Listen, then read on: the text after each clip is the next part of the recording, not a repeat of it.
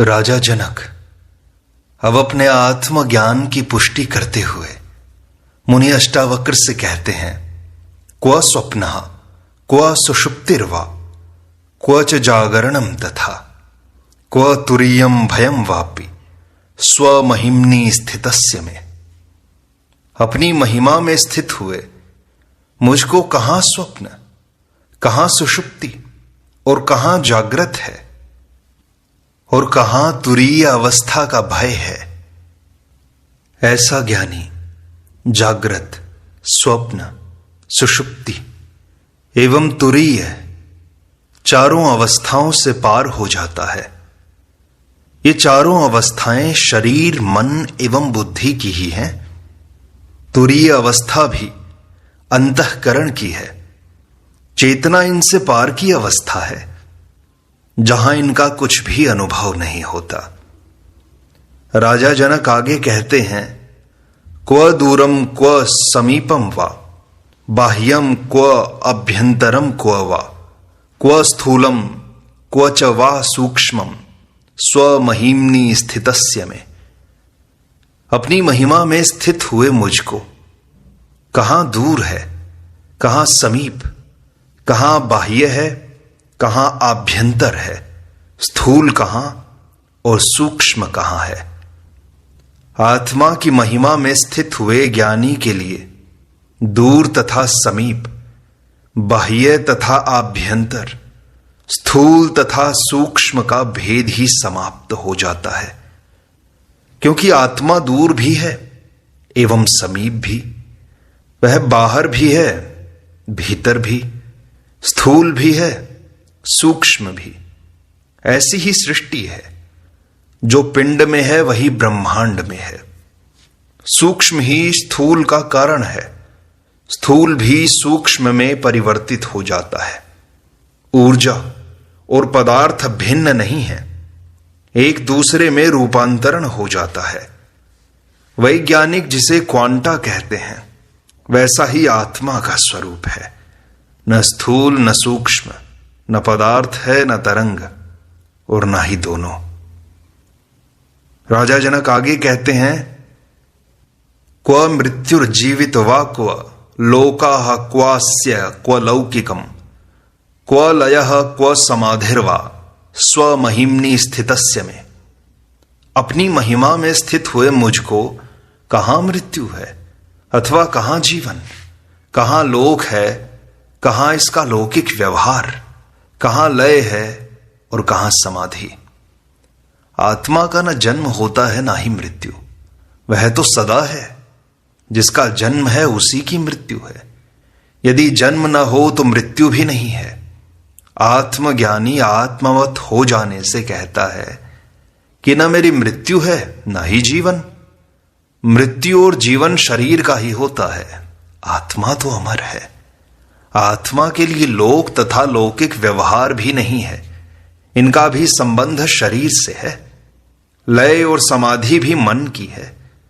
आत्मा एक ही है, उसका न किसी में लय होता है न उसकी समाधि लगती है। ये सब अज्ञान जनित धारणाएं ही छूट सकती हैं।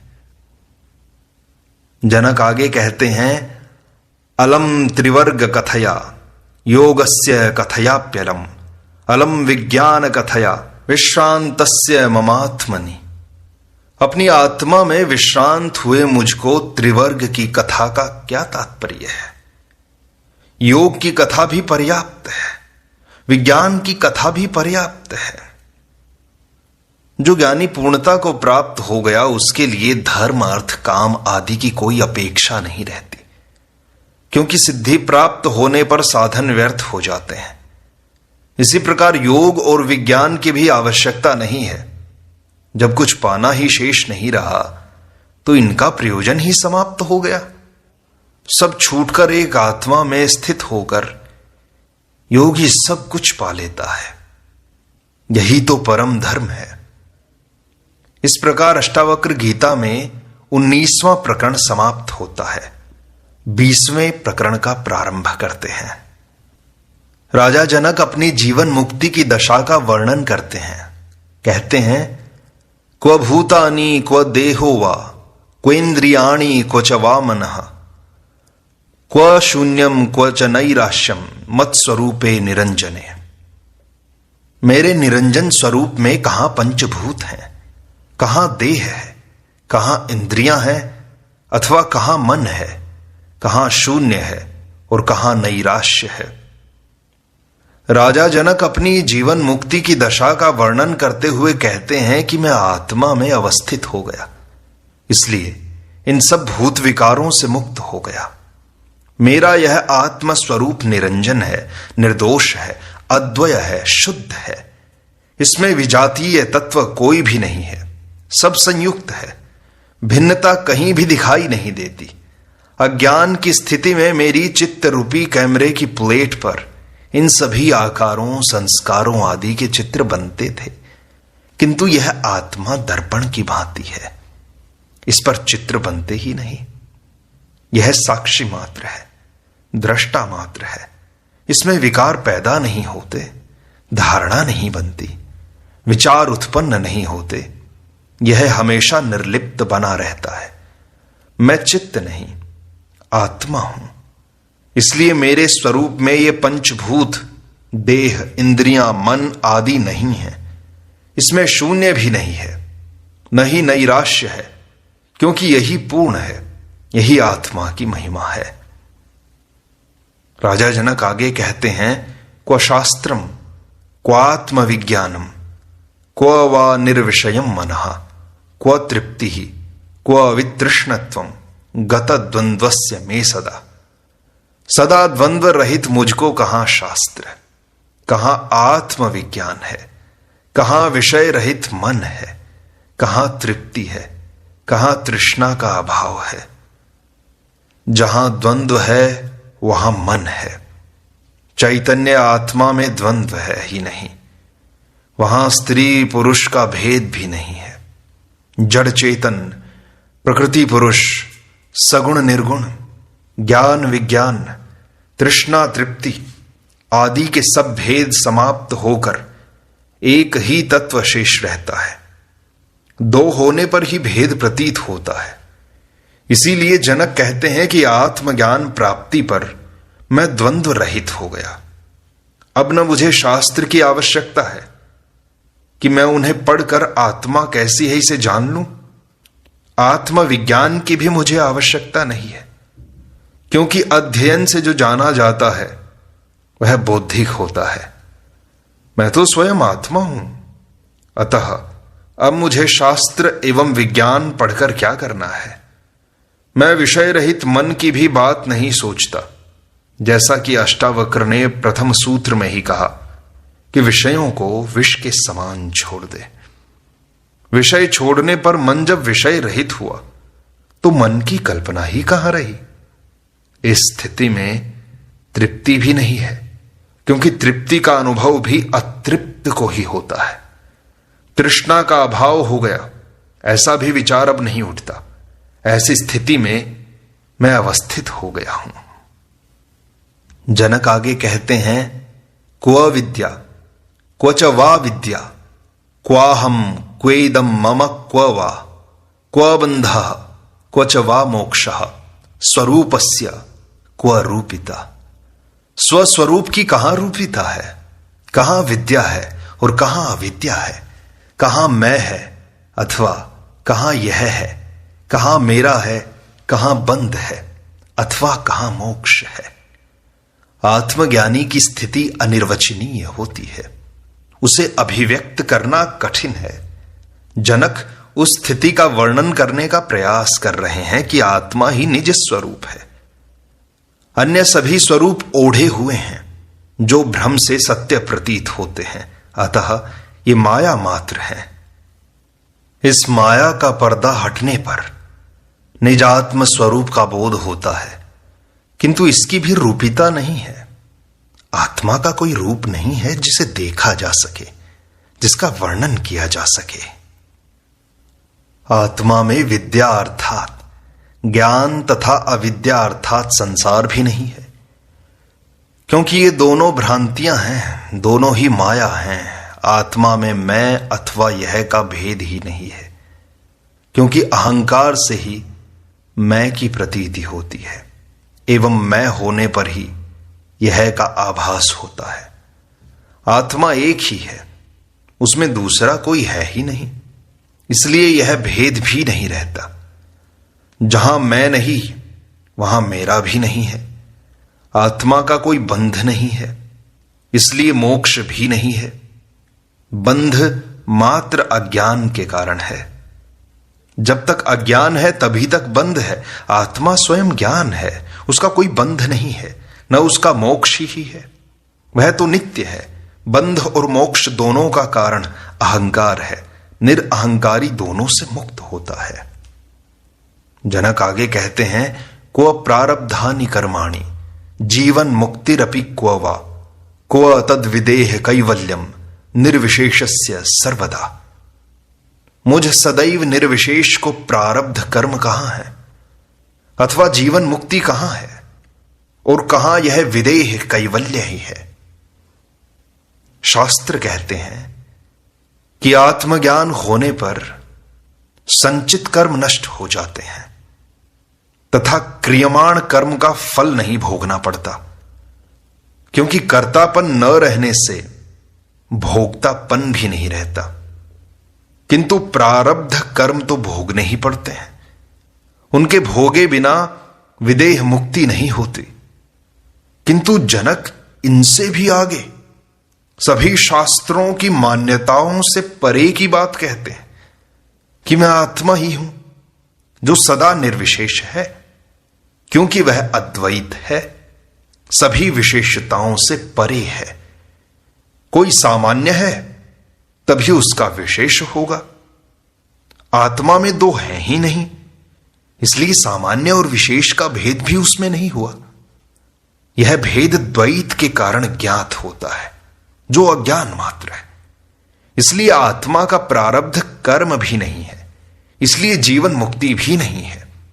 यदि प्रारब्ध कर्म जिन्हें भोगना है तो इसका अर्थ है भोगने वाला अहंकार विद्यमान है, वरना भोगेगा कौन।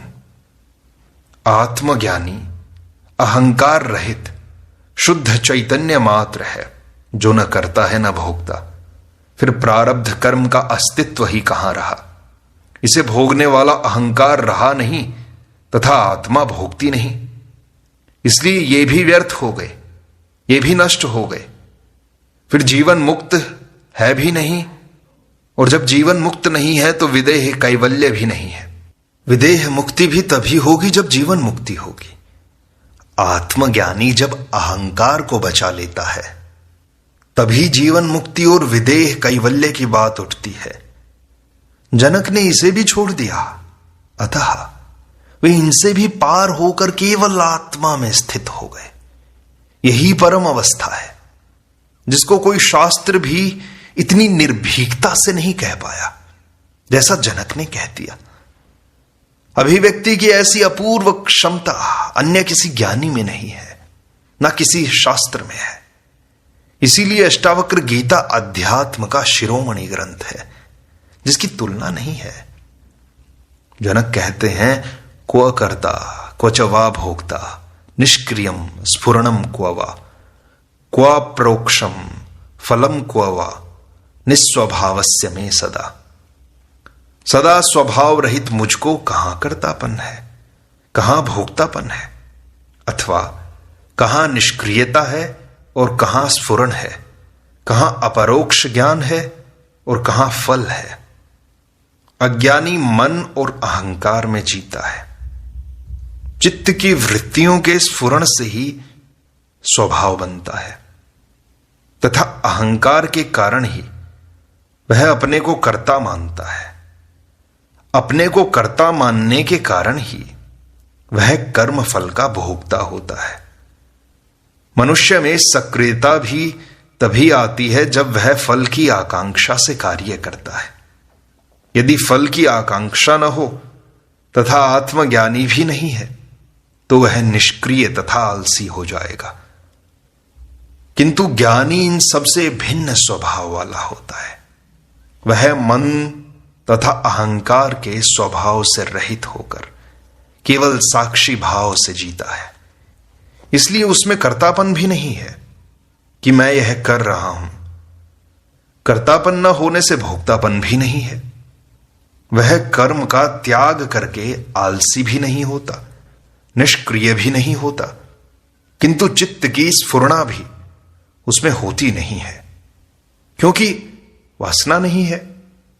वह कर्म के विषय में प्रत्यक्ष ज्ञान भी नहीं रखता कि यह कर्म करना है, इससे इतना लाभ, इतनी हानि होगी इत्यादि।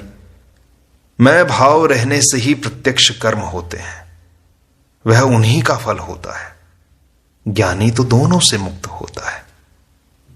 जनक आगे कहते हैं, क्व लोकः क्व मुमुक्षुर्वा क्व योगी ज्ञानवान क्व वा क्व बद्धः क्व च वा मुक्तः स्वस्वरूपे अहमद्वये। मुझ अद्वय स्वरूप को कहां लोक है अथवा कहां मुमुक्षु है, कहां योगी है, कहां ज्ञानवान है, कहां बद्ध है और कहां मुक्त।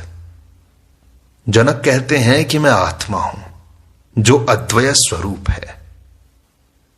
सृष्टि में दो हैं ही नहीं, आत्मा परमात्मा, जीव ब्रह्म, प्रकृति पुरुष आदि का विभाजन सृष्टि में कहीं नहीं है। सभी उस एक ही आत्मा का विस्तार है। दो को तो मानना ही अज्ञान है, भ्रांति है। मैं आत्मा होने से अद्वय हूं। मुझे अज्ञान के कारण जिन भिन्नताओं की प्रतीति हो रही थी वह नष्ट हो गई है।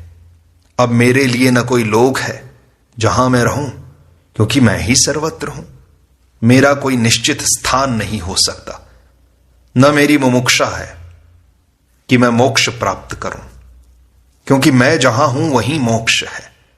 मोक्ष मुझसे भिन्न नहीं है। योगी मार्ग पर है, वह चल रहा है, उसे भी पाना है।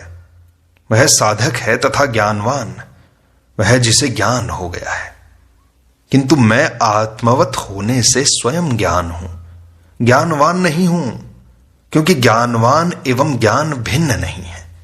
मैं न बद्ध हूं न मुक्त हूं, क्योंकि न आत्मा का कोई बांधने वाला है, न ही वह मुक्त होती है। वह तो सदा एक ही भाव में रहती है। ऐसा ही मैं हूं। जनक कहते हैं, क्व सृष्टि क्व च संहारः क्व साध्यम क्व च साधनम क्व साधकः क्व सिद्धिर्वा स्वस्वरूपे अहमद्वये। मुझ अद्वय स्वरूप को कहां सृष्टि और कहां संहार, कहां साध्य है और कहां साधन है, कहां साधक है अथवा कहां सिद्धि है। विभिन्न धर्म सृष्टि एवं उसकी प्रलय संबंधी विभिन्न धारणाएं व्यक्त करते हैं। कुछ कहते हैं कि यह सृष्टि अनादि है, इसे किसी ने बनाया नहीं है, यह कभी नष्ट नहीं होगी। तो कुछ कहते हैं परमात्मा ने 6 दिन में सृष्टि बनाई, वही इसका संचालन कर रहा है, वही इसका संहार भी करेगा। कुछ कहते हैं सृष्टि परमात्मा की अभिव्यक्ति है, एक ही ब्रह्म विभिन्न रूपों में अभिव्यक्त हुआ है।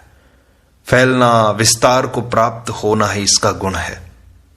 सृष्टि का निर्माण संकल्प से हुआ, एक सीमा तक इसका विस्तार होगा, इसके बाद वह पुनः सिकुड़ेगी एवं निज स्वरूप ब्रह्म में पुनः विलीन हो जाएगी। यही प्रलय की स्थिति होगी। विज्ञान भी मानता है कि पदार्थ और ऊर्जा भिन्न नहीं है। पदार्थ ऊर्जा का दृश्य रूप है एवं ऊर्जा पदार्थ का अदृश्य रूप। दोनों एक दूसरे में परिवर्तनशील हैं। पदार्थ कभी नष्ट नहीं होता, उसका ऊर्जा में रूपांतर हो सकता है एवं ऊर्जा पुनः पदार्थ का रूप ले सकती है। भारतीय अध्यात्म की धारणा भी पूर्ण रूपेण वैज्ञानिक है।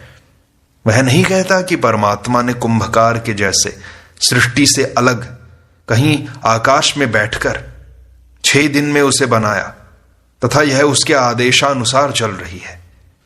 वह चाहे तब इसका संहार कर सकता है। ऐसी धारणा अवैज्ञानिक है, बचकानी है, मूर्खतापूर्ण है। ऐसी धारणा क्षुद्र बुद्धि का अनुमान मात्र है कि सृष्टि है तो उसे कोई बनाने वाला होना चाहिए। बिना बनाए घड़ा भी नहीं बन सकता, तो बिना बनाए सृष्टि कैसे बन सकती है? किंतु यह अज्ञानी की कल्पना मात्र है। अद्वैतवादी कहते हैं कि परमात्मा कोई व्यक्ति नहीं है जो एक स्थान पर बैठा है और वहीं से सृष्टि का निर्माण संचालन कर रहा है तथा वही संहार भी कर रहा है। वह कहता है कि परमात्मा एक विराट चेतन ऊर्जा है, असीम है, उसे परिभाषा में नहीं बांधा जा सकता। वही ऊर्जा विभिन्न रूपों में अभिव्यक्त हुई है, समस्त रूप उसी के हैं, वही अस्तित्व है, वह मूर्ति में भी है, समस्त प्राणी एवं वनस्पति में है, तो पत्थर में भी वही ऊर्जा है। ऊर्जा ही घनीभूत होकर पत्थर दिखाई देती है। इसलिए परमात्मा और उसकी कृति भिन्न नहीं है, दो नहीं है। सृष्टा और सृष्टि दो नहीं है, एक ही है। अद्वैत की ऐसी अनूठी धारणा अन्य किसी धर्म में नहीं है। यही धारणा पूर्ण वैज्ञानिक है। सूफी, थियोसॉफी, बुद्ध, लाओ त्से, तंत्र इत्यादि इसी दृष्टि का समर्थन करते हैं। फिर यदि परमात्मा है तो उसे पाया भी जा सकता है। यह विवाद, तर्क एवं शास्त्र से प्राप्त नहीं होगा, विज्ञान की प्रयोगशाला में नहीं देखा जा सकता। उसको पाने का मार्ग है ध्यान तथा प्रेम। राजा जनक सद्गुरु के कारण केवल बोध मात्र से इस अद्वय स्वरूप को उपलब्ध हो गए। वे कहते हैं कि जब संपूर्ण सृष्टि आत्मा का ही विस्तार है तो आत्मा ही मूल तत्व है, वही अस्तित्व है। फिर उससे भिन्न न कोई सृष्टि है न उसका संहार है, क्योंकि अस्तित्व कभी नष्ट नहीं होता, ऊर्जा नष्ट नहीं होती। जिसने आत्मा को पा लिया उसके लिए साध्य, साधन, साधक एवं सिद्धि सब व्यर्थ है। ये सब तो अज्ञानी के लिए है। इस प्रकार अष्टावक्र गीता का यह भाग यहीं संपूर्णता को प्राप्त होता है। शेष अगले अंक में।